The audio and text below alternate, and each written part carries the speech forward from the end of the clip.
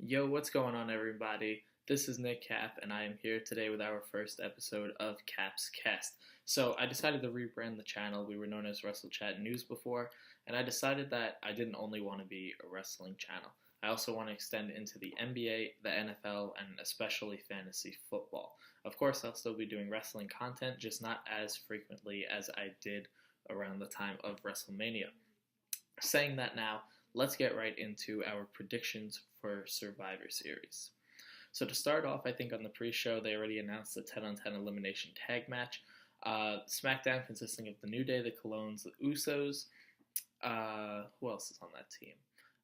Sanity and the Club versus Raw's basically jobbers of a tag team.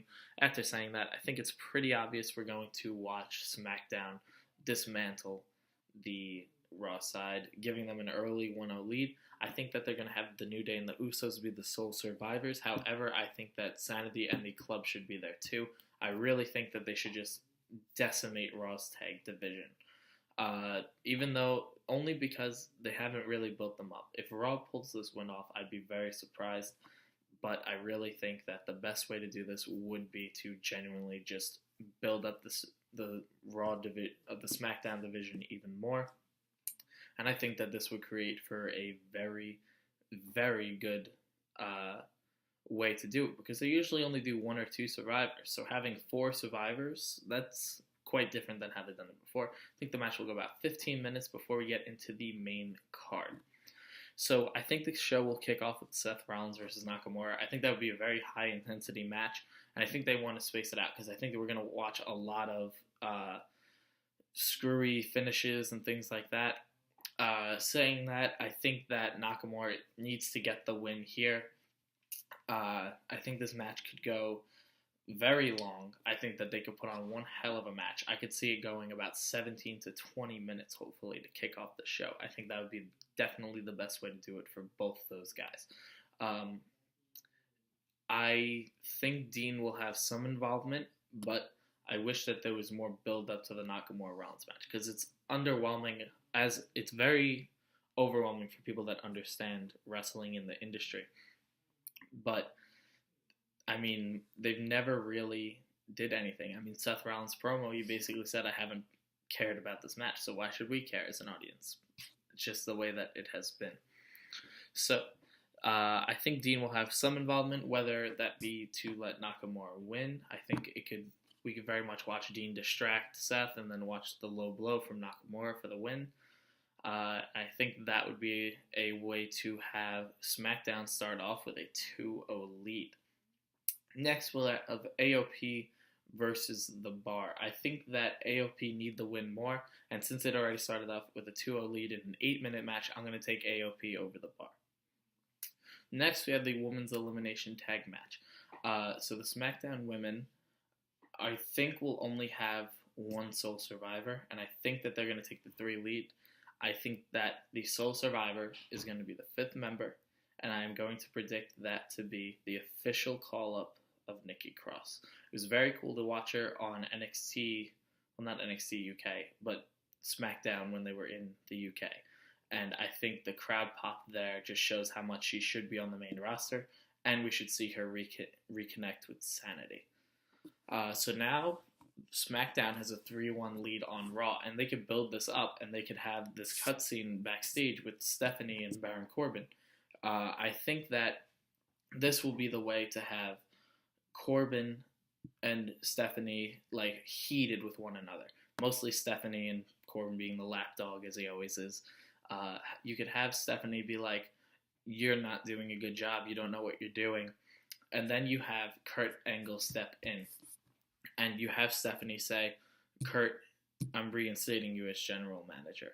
You have Kurt take over the team, and now it's Kurt's job to get the teams together, to the individual wrestlers, and to get them to win their respective matches. Next, I think we'll have a transition. I think we'll have Buddy Murphy versus Mustafa Ali here, and I think Buddy will retain in a clean match.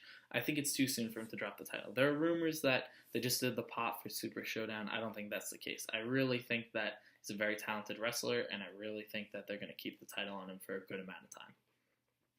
Next, I think we will transition into our champions. I think we're going to have Brock Lesnar versus Daniel Bryan here. And I think that Brock's going to win.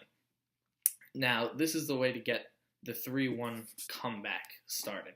And you have Brock retain, because not that I want him to retain, but I think that he naturally will retain. I think AJ is going to be involved in some way.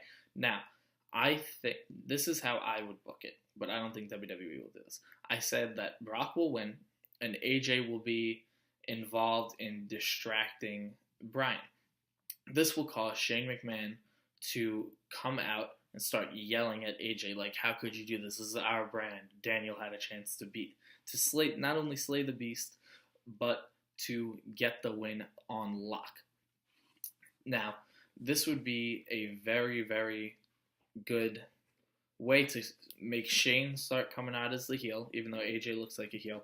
But the heel move would be on SmackDown when Shane McMahon announces that he's going to trade AJ Styles to Raw for his actions. And I think he should be traded for Finn Balor. Because now I think you get Finn, you have Daniel Bryan, you have Samoa Joe, you have and The Miz. You have a very, very stacked upper card now for Raw, and we can watch Finn finally start to get pushed.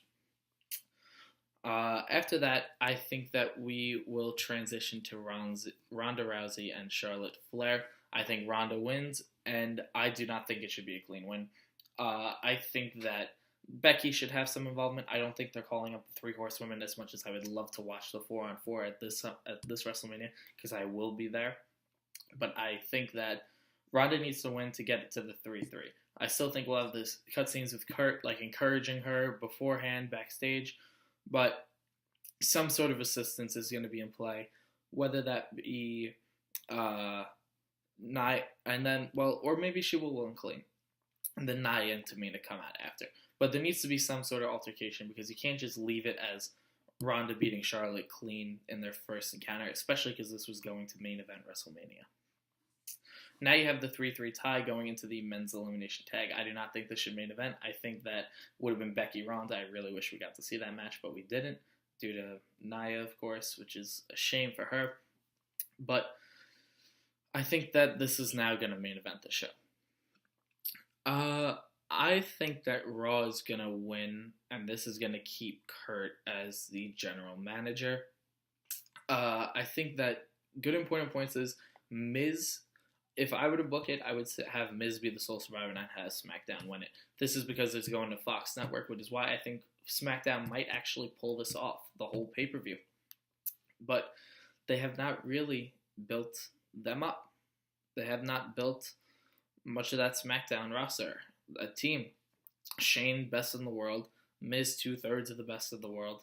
Rey Mysterio, Jeff Hardy, who have been basically squashed up until this point.